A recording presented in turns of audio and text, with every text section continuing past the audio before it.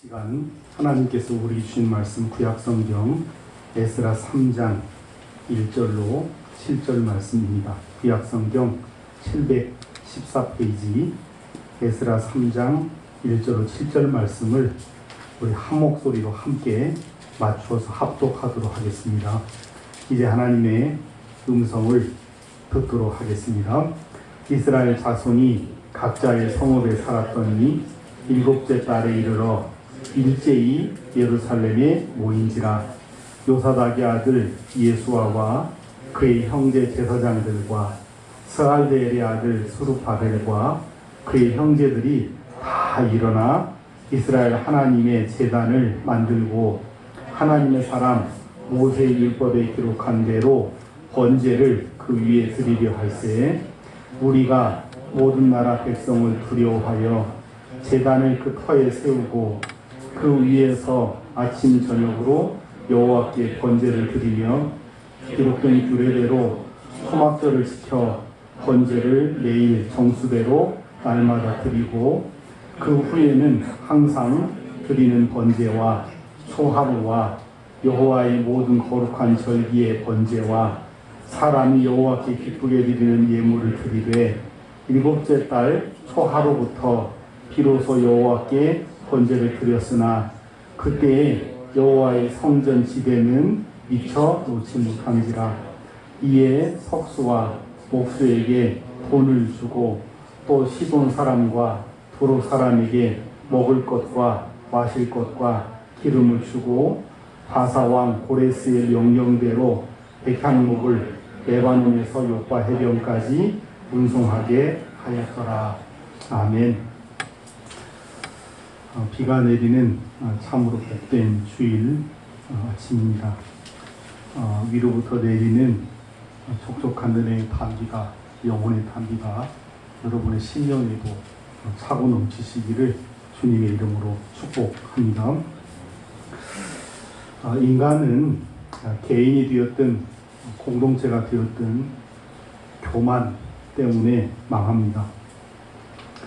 이처럼 망하는 모습을 성경 말씀에서는 하나님께서 넘겨버리신다 라고 표현을 하고 있습니다. 여러분, 교만에 대해서 정의를 어떻게 기준을 갖고 정하느냐에 따라 다양하게 정의를 내릴 수 있겠지만, 가장 일반적으로 교만의 정의를 내린다고 한다면 우리는 하나님을 믿는 하나님 백성이기 때문에 우리 스스로가 하나님의 자리를 꿰차는 것, 우리 자신이 하나님 자리를 대신하는 것, 아마 이런 상태를 교만이라고 정의 내릴 수 있을 것입니다. 독일 출신 유태교 그 앞비이면서 철학자였던 말틴 부버라고 하는 분이 있습니다. 나와 너라고 하는 유명한 책을 지으신 분인데, 이분이 이런 말을 남겼습니다. 자신의 주장을 끝까지 밀고 나가면 그것이 이단이다. 여러분, 제가 짧은 말이니까 제가 한번 따라서 한번 봅시다. 자신의 주장을 끝까지 밀고 나가면 그것이 이단이다. 무섭지 않습니까? 하나님을 믿는 인간은 누구든지 그가 과학자든 성직자든 평신도든 자신의 생각과 주장을 끝까지 밀고 나가면 이단이 된다는 겁니다.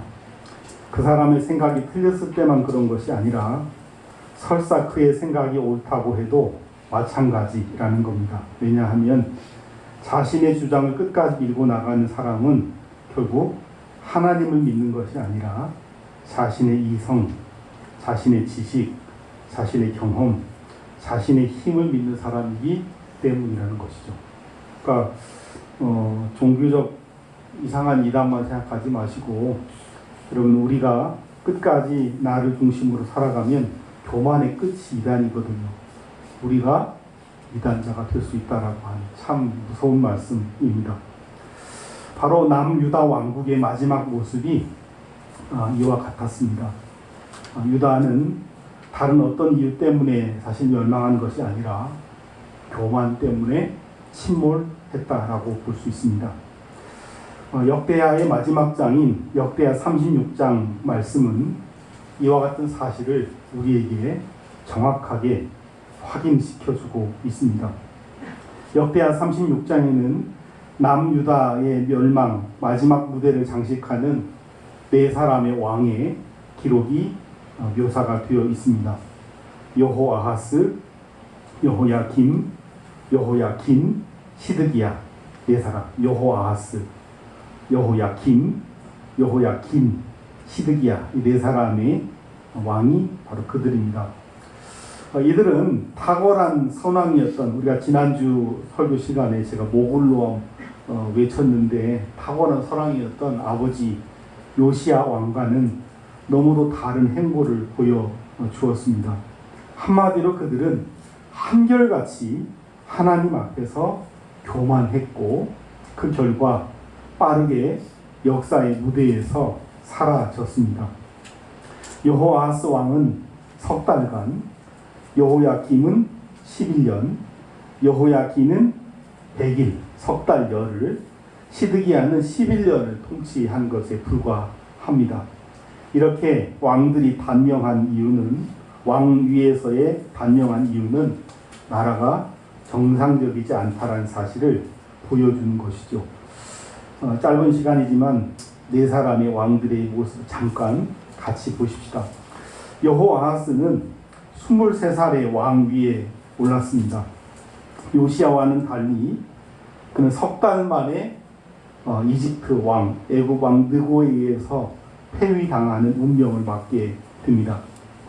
그는 반 이집트 정책을 취했고, 그것이 화근이 되어서 강제로 이집트의 바로에 의해서 폐위된 수치를 당한 것입니다. 4절 36장 역대하 36장 4절 이렇게 기록되어 있습니다. 애굽 왕 느고가 또 그의 형제 엘리야김을 세워 유다와 예루살렘 왕으로 삼고 그의 이름을 고쳐 여호야김이라 하고 그의 형제 여호아하스를 애굽으로 잡아갔더라. 여호아하스가 반이집트 정책을 취했기 때문에 강제로 왕을 폐위시키고 왕을 교체한 것입니다. 그런데 그 과정이 참으로 수치스러움을 볼 수 있습니다. 왕위는 찬탈당했고, 성경에 보시면 어마어마한 벌금을 냈습니다. 은 100달란트, 금 한 달란트라고 하는 엄청난 벌금을 지불했고, 결국 왕인 여호아스는 이집트의 볼모로 잡혀가는 운명을 맞게 됩니다. 그리고 그의 형 다 이게 요시야의 아들들인데, 그의 형을 왕위에 올리는데 그 왕위에 올리는 과정도 이렇습니다. 열왕기서의 그 참고를 보시면 형 이름도 강제로 바꿔서 왕위에 올리는 그런 참담함을 벌게 됩니다. 여러분, 여호아하스가 왜 이런 운명을 맞이했을까요?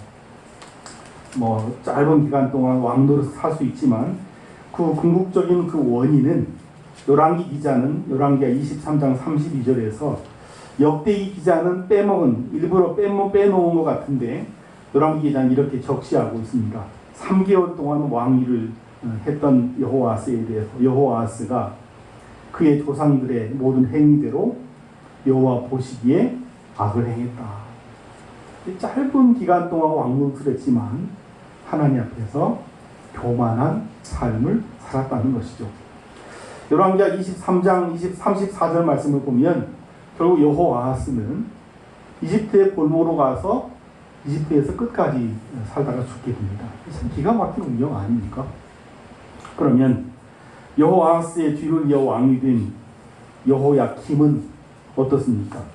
어떤 왕 노릇을 했습니까?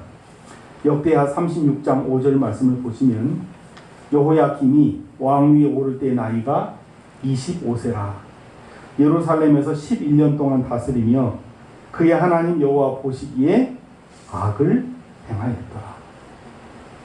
여호아하스도 그랬고 그의 형인 여호야김 역시 악을 행했다. 열왕기하 24장 4절을 보시면 그가, 이 여호야김에 대해서 그가 무죄한 자의 피를 흘려 그 피가 예루살렘에 가득했다. 역대하 기자는 아주 조심조심해서 가능하면 이들의 치부를 드러내지 않으려고 했던 것 같은데, 열왕기 기자는 얼마나 이 여호야김이 악했냐면 그 무죄한 자의 피를 흘려서 그의 피가 예루살렘에 흠뻑했다라고 묘사를 하고 있습니다. 나라가 백척간도에 서 있는 위기인데도 불구하고 그들은 하나님이 세운 나라 여호와 앞에서 뻔뻔스럽게 교만했다. 그래서 여호와 보시기에 악을 행했다라고 말씀하고 있습니다. 결국 그의 운명이 어떻게 되냐면 6절 7절 역대 36장 저기 이렇게 기록되어 있습니다. 바벨론 왕 느부갓네살이 올라와서 그를 치고 쇠사슬로 결박하여 바벨론으로 잡아가고, 느부갓네살이 또 여호와의 전 기구들을 바벨론으로 가져다가 바벨론에 있는 자기의 신당에 두었더라.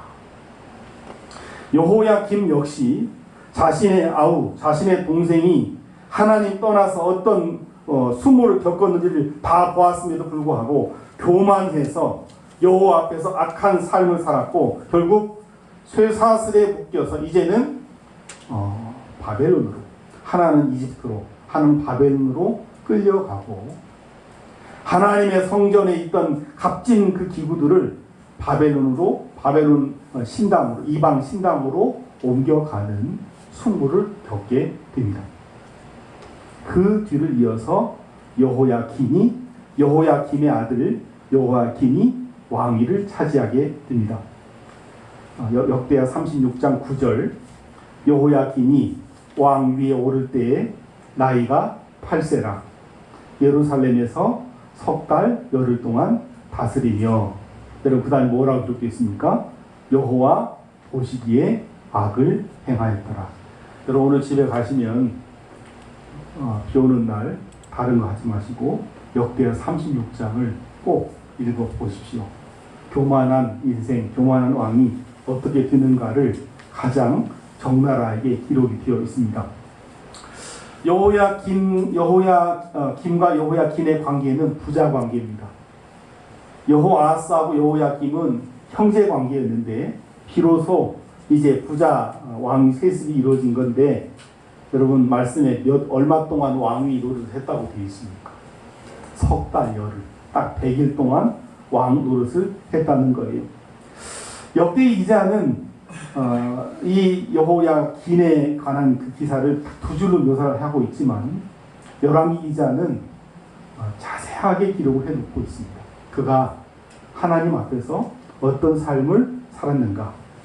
역대기 기자는 8세라고 성서에 기록을 해놨는데 아마 잘못 착오가 있었던 것 같아요. 18세로 좀 여러분 수정을 해 놓으시고, 18세, 열왕기 기자는 18세라고 분명히 기록을 해놨습니다. 18세의 왕이 오른 여호야김 역시 분명하게 뭐라고 기록하냐면 여호와 보시기에 악을 행했다. 여러분 한번 찾아보십시오. 열왕기 하 24장, 시간이 없지만 한번 찾아보십시오. 열왕기 하 24장 13절로 16절. 하나님께서 넘겨버리시는 경우가 이제 시작이 되는 겁니다. 바벨론 포로기로 끌려가는 모습이 기록이 되어 있는 것이기 때문에 한번 같이 보십시다. 열왕기하 24장 13절로 16절 같이 보십시다. 시작. 그가 여호와의 성전의 모든 보물과 왕국 보물을 집어내고 또 이스라엘의 왕 솔로몬이 만든 것 곧 여호와의 성전의 금그릇을 다 파괴하였으니 여호와의 말씀과 같이 되었더라. 그가 또 예루살렘의 모든 백성과 모든 지도자와 모든 용사 10,000명과 모든 장인과 대장장이를 사로잡아가며 비천한 자 외에는 그 땅에 남은 자가 없었더라. 그가 여호야긴을 바벨론으로 사로잡아 가고 왕의 어머니와 왕의 아내들과 내시들과 나라의 권세 있는 자도 예루살렘에서 바벨론으로 사로잡아가고 또 용사 7,000명과 장인과 대장장이 1,000명 곧 용감하여 싸움을 할 만한 모든 자들은 바벨론 왕이 바벨론으로 사로잡아가고. 여러분 이것이 하나님을 떠난 하나님 앞에서 교만한 인생 여호야긴에 대한 적나라한 묘사입니다. 백일천하는 허무하게 끝이 나고 그 결과 나머지는 정말 치욕적으로 성전 보물, 왕국 보물 탈취당하고 성전에 솔로몬 때 만들었던 성전의 금그릇 다 파괴되고 지도자, 용사, 장인, 대장장이 그 외에 쓸만한 그런 인재들은 다 포로로 끌려가는 수모를 겪게 됩니다. 하나님 앞에서 교만했기 때문이죠. 그러면 마지막 유다의 마지막 왕인 시드기야는 어떤 모습으로 나라를 통치했을까요? 역대하 36장 2절 말씀을 보시면 이렇게 기록이 되어 있습니다. 시드기야는 21세의 왕이 되어 예루살렘에서 11년을 다스렸는데 하나님 보시기에 악을 행했다. 그 역시 교만했다라고 말씀합니다. 특별히 역대의 기자는 다른 사람과 달리 시드기야에 대해서는 좀 더 자세하게 그의 죄를 폭로하고 있습니다. 첫째, 시드기야는 하나님께서 보낸 특별 사신을 우습게 취급했다라고 그의 죄를 적시하고 있습니다. 하나님께서는 상황이 상황인지라 이 특별한 상황을 이길 수 있도록 하나님의 사람 예레미야를 그에게 보내주셨고 예레미야를 통해서 하나님의 메시지를 증거하셨습니다. 그런데 시드기야는 하나님께서 보내신 예언자 예레미야 통해 주신 말씀을 애써 듣지 않고 겸손하지 않고 교만하게 행동했다라고 역대의 기자는 시드기야를 고발하고 있습니다. 둘째, 시드기야의 죄 두 번째는 하나님께서 오죽했으면 하나님이 보낸 사람 예레미야의 말을 듣지 않으니까 이번에는 바벨론 왕을 통해서 메시지를 전했습니다. 그런데 시드기야는 바벨론 왕 그의 입술을 통해 증거되는 말씀을 헌신짝처럼 또 버리고 결과적으로 또 배신을 자행을 합니다. 시드기야가 이렇게 예레미야에게 바벨론 왕 느부갓네살에게 행하는 모습을 보고 있던 참모들도 덩달아서 대제사장, 제사장, 우두머리, 백성들도 덩달아서 함께 전적으로 타락했다. 그래서 하나님의 성전 안에서 가증한 일을 벌였다라고 역대의 기자는 폭로하고 있습니다. 그 결과는 참담했습니다. 시드기야가 바벨론 왕에게 당한 내용은 정말 기록하기가 힘들 정도로 혹독하고 참혹한 내용으로 점철되어 있습니다. 열왕기서를 보시면 예루살렘을 침공한 느부갓네살 왕은 예루살렘을 함락시키기 위해서 장장 2년 동안 공세 작전을 펴니다. 역대기에 기록이 되지 않고 열왕기에 기록이 되어 있는데 2년 동안 집중 포위를 하니까 예루살렘에 이제 시드기야와 그의 신하들은 도관에 든 쥐가 된 겁니다. 그래서 결국 심각한 기근 때문에 밤에 시드기야와 충신들이 가족들이 야반 도주를 하게 되죠. 여러분 도망가는 이 시드기야와 그의 가족들을 느부갓네살이 가만두겠습니까? 잡아다가 어떻게 했냐면 시드기야가 보는 앞에서 그의 아들들을 다 죽입니다. 무참하게 살해합니다. 그리고 시드기야는 두 눈을 빼고 노사슬로 결박해서 바벨론으로 끌고 갔다라고 말씀합니다. 그뿐만 아니라 하나님의 심판이 솔로몬 성전의 유린, 성전은 불사름을 당하고 성전 안에 있던 모든 기구들은 탈취를 당하고 왕궁이나 귀인의 집이나 모두 다 약탈당하고 불사름을 당하고 사로잡혀 가는 운명을 맞이하게 됩니다. 여호야긴 때에 다 탈취당하고 남은 사람들마저 이제 마치 씨를 다 탈취해가는 그런 꼴을 당하는 것이 바로 시드기야, 하나님 앞에서 교만한 모습을 마지막까지 보였던 유다의 마지막 왕 시드기야의 모습입니다. 사랑하는 성도 여러분, 성경을 통해서 우리가 배우고 확인할 수 있는 것은 이러한 모든 과정이 결코 역사적 우연에 의한 사건이 아니라는 것입니다. 이 모든 일 배후에는 하나님의 계획, 하나님의 섭리, 하나님의 역사 참여가 수반되어 있습니다. 역대하 36장 17절 말씀을 보시면 이렇게 말씀합니다. 하나님께서 갈대아 왕의 손에 그들을 다 넘기셨다. 하나님께서 이 모든 일을 교만으로 인하여 극으로 치지 않는 악행을 일삼는 유다의 마지막 왕들을 갈대아 왕의 손에 넘겨버리셨다. 이방을 하나님의 징계의 도구로, 심판의 도구로, 역사의 도구로 사용하셨다는 말씀입니다. 그러나 우리가 여기에 중요하게 여기에 우리가 기억해야 할 중요한 사실은 하나님의 역사는 결코 그렇게 끝맺음을 하지 않는다는 사실입니다. 하나님께서는 당신의 역사를 이방 나라의 손에 맡긴 채로 결코 끝내시지 않는다는 사실입니다. 바벨론의 느부갓네살을 도구로 사용해서 하나님 사랑하는 백성, 교만한 이스라엘 백성의 심판의 도구로 사용하셨던 것처럼 이제 하나님께서는 또 다른 방식으로, 또 다른 나라, 당대 가장 강대국이었던 페르시아 제국을 도구로 사용해서 새로운 역사, 새로운 세계 경영을 이루어 가시는 것입니다. 바로 이 이야기가 펼쳐지는 장이 에스라, 느헤미야입니다.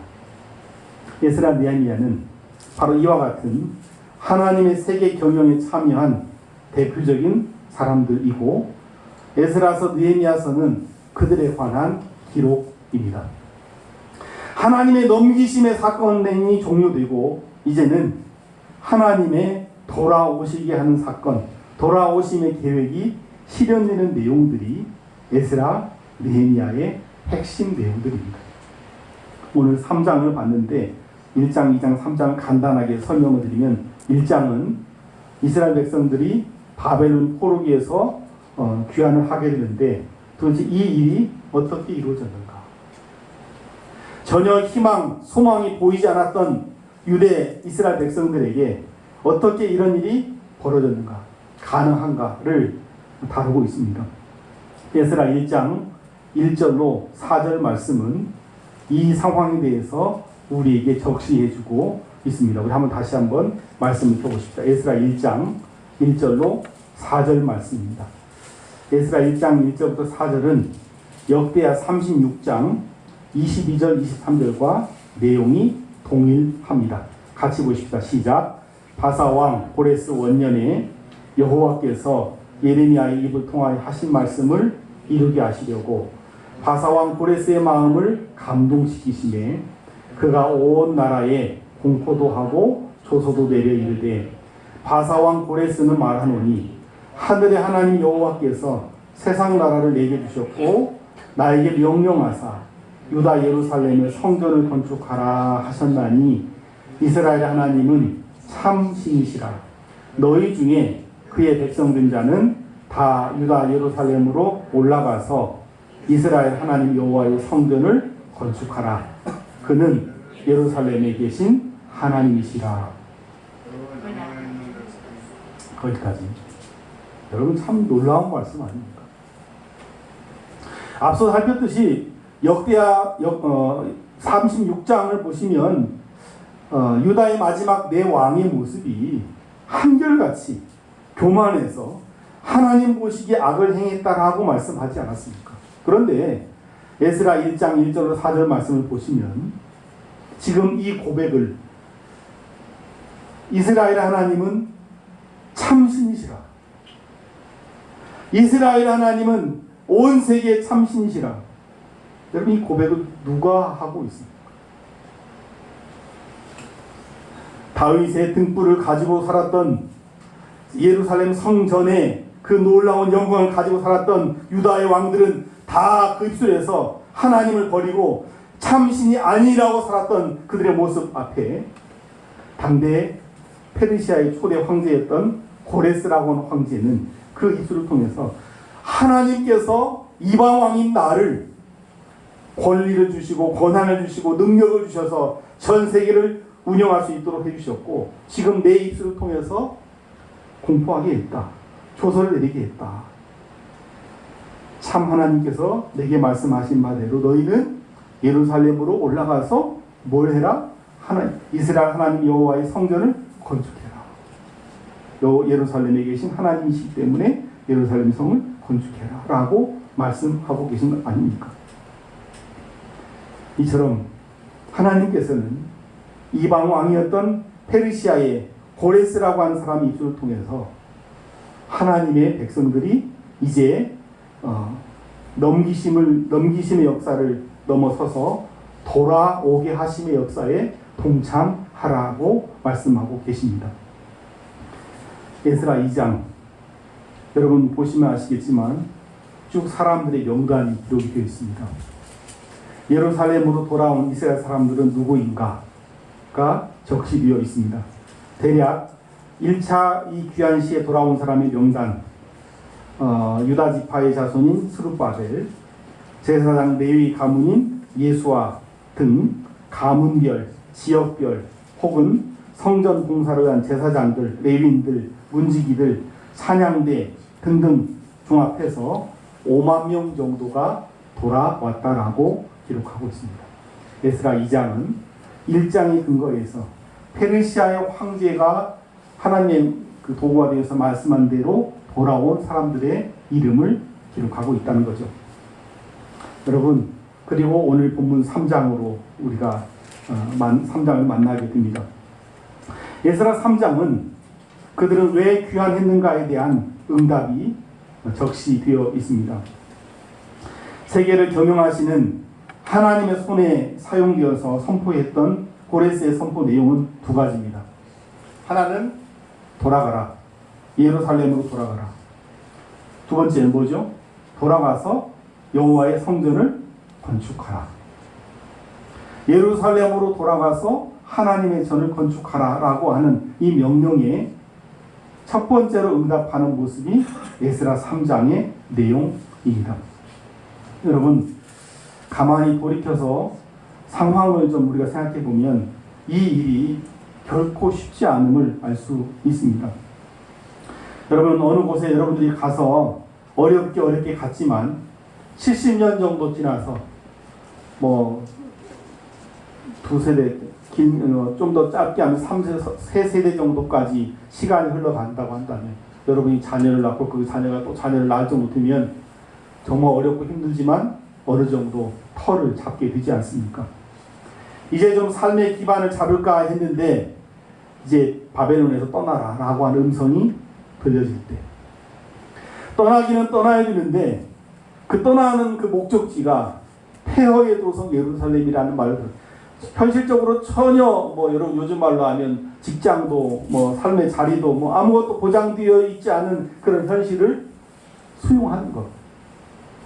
또한 실제 바벨론에서 예루살렘까지는 여러분 1500km 정도 어마어마한 거거든요. 비행기가 없는 순 걸어와야 되는 이런 그 현실을 생각해 봤을 때 페르시아 아무리 황제가 조서를 내리고 뭐 직서를 내렸다 할지라도 돌아가서 원하는 사람들 성전 져라. 이 음성에 쉽게 응답하는 이들은 많지 않았을 것입니다. 참 불가능한 일이었다고 신앙적인 결단이 아니면 불가능했을 것이라고 생각이 듭니다.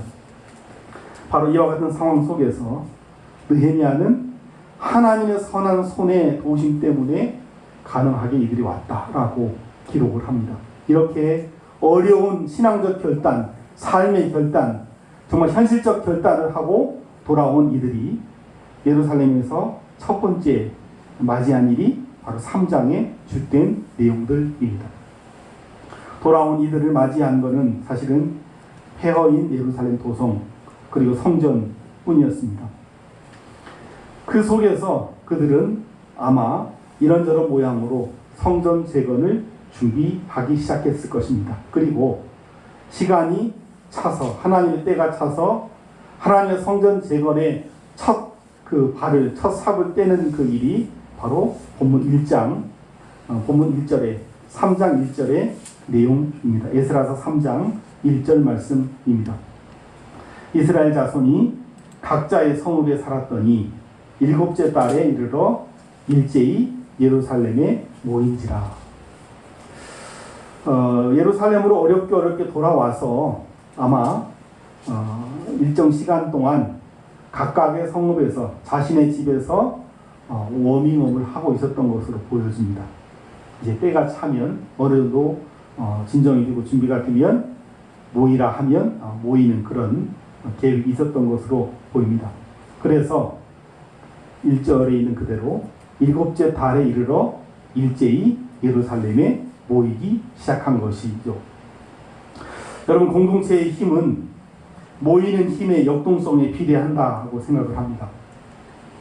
잘 모이는 사람들을 보시면 분명한 사명감이 있기 때문에, 분명한 사명감에 동조하기 때문에 모이는 것이죠. 5만 명 정도 어렵게 힘들게 예루살렘에 도착한 이들은 성전 재건이라고 하는 그런 분명한 사명감이 있었기 때문에 이런저런 것들 준비하면서 그 시간을 기다렸던 것입니다. 그러면 여러분, 왜 일곱째 달이었을까요? 여러분, 모세오경을 보시면 일곱째 달은 영적으로 대단히 중요한 절기가 들어있는 달입니다. 7월 1일은 첫째 날은 나팔절입니다. 나팔을 불어서 하던 모든 일을 멈추고 이제 속죄일과 초막절을 준비하는 예배를, 제사를 드려야 된다. 나팔 소리와 함께 자신의 분주한 삶을 멈추고 속죄일, 초막절을 준비하는 것이죠. 7월 10일 속죄일. 속죄일은 뭐 하는 날입니까? 모든 죄를 다 속하는 날이라고 볼 수 있죠. 초막절, 하나님께서 베풀어 주신 은혜를 기억하며 감사하는 날 아닙니까? 바로 바벨론에서 예루살렘으로 돌아온 백성들은 이와 같은 깊은 의미가 있는 나팔절이 있고 속죄일이 있고 초막절이 있는 바로 이 7월 첫째 날 일제히 예루살렘으로 모인 것입니다. 그리고 모여서 그들이 무엇을 했습니까? 2절부터 7절 말씀까지를 보시면 성전 재건의 기초 작업들을 진행한 것을 볼 수가 있습니다. 주변에 이러이러한 자들이 이러이러한 것들 때문에 성전을 지어서는 안 된다라고 얘기했지만 더 이상 성전 재건이 지체되어서는 안 된다라고 하는 그런 명분을 가지고 그들은 이제 공식적으로 하나님의 성전을 건축하기를 시작하는 것이죠. 그런데 다짜고짜로 성전 재건을 위한 첫삽을 뜬 것이 아니라 2절부터 7절 말씀을 읽어보시면 성전 지대를 놓기 전에 먼저 하나님께 제단을, 예배를 쌓는 모습을 볼 수가 있습니다. 요사닥의 아들 예수아와 그의 형제 제사장들과 스아델의 아들 스룹바벨, 정치적 리더와 제사, 종교, 예배의 리더가 함께 힘을 모아 다 일어나 하나님의 회파된 제단을 다시 만들고 하나님의 사람 모세 율법에 의거해서 번제를, 예배를 드리기 시작합니다. 성전을 짓기 전에 성전을 시작하는 예배를 하나님께 드린 겁니다. 그리고 나서 계속해서 이제 예배를 드리려고 하는 것이죠. 여러분, 성전 재건을 통해서 얻고자 하는 유익이 뭡니까? 왜 성전을 지으려고 합니까? 항구적으로, 지속적으로, 언제든지 항상 예배 드리기 위해서, 제사 드리기 위해서 성전을 짓는 것 아니겠습니까? 돌아온 이스라엘 백성들은 바로 이와 같은 사실을 기억하고 성전의 기초 토대를 놓기 전에 예배로 그들의 일을 시작한 것을 볼 수가 있습니다. 사랑하는 성도 여러분, 교만은 하나님을 무시하고 자기 중심적으로 살아가는 인간의 대표적인 행태입니다. 교만이 도를 넘으면 하나님께서는 그 어떤 대상이든지 그를 사용해서 그에게 넘겨버리신다고 말씀하셨습니다. 그러나 중요한 것은 하나님 역사는 그것으로 끝나지 않고 때가 되면 다시 우리를 돌아오게 하신다라고 하는 사실입니다. 이러한 사실을 말씀을 통해서 깨닫게 됩니다. 이 사실을 기억하시고 영적으로를 깨어 사시는 저와 여러분도 되시기를 주님의 이름으로 부탁을 드립니다. 중요한 것은 돌아오게 하셨을 때 우리가 돌아와서 해야 할 일을 해야 된다라고 하는 것이죠.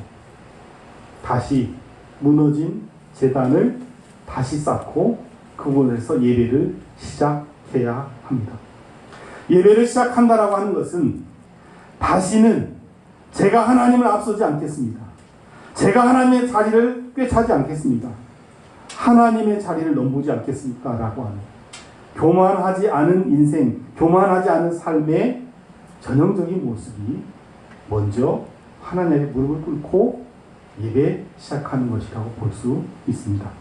이 거룩한 부르심에 온전히 응답하시는 저와 여러분도 되시기를 주님의 이름으로 부탁드립니다. 기도하겠습니다. 살아계신 아버지 하나님, 넘기실 때와 돌아오게 하실 때 바로 그 하나님의 시간에 민감한 깨어있는 하나님 백성들 될 수 있도록 도와주옵소서. 돌아오게 하실 때에 우리가 먼저 해야 할 일을 밝히 깨달을 수 있도록 주여 도와주옵소서. 예수 그리스도의 이름으로 간절히 기도하옵나이다. 아멘.